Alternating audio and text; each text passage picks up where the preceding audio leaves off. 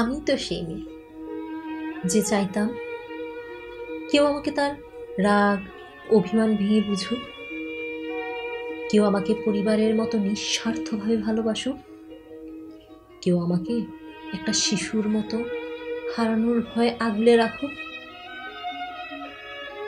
আমি সেই মেয়ে যে চাইতাম কেউ আমাকে তার সর্বোচ্চটা দিয়ে বিশ্বাস করুক, কেউ আমার কাছে না হয় নির্লজ্জ হয়ে সব কথা ভাগাভাগি করুক,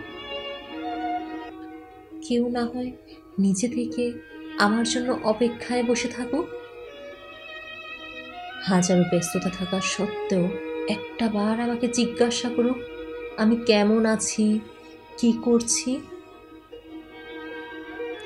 চেয়েছি তো অনেক কিছুই, কিন্তু একটা সময় পর বুঝলাম সেসব পেতে গেলে একটা মেয়ের ভাগ্য লাগে, যেটা আমার নেই। আমার কেবল আছে কিছু নিজস্ব কষ্ট।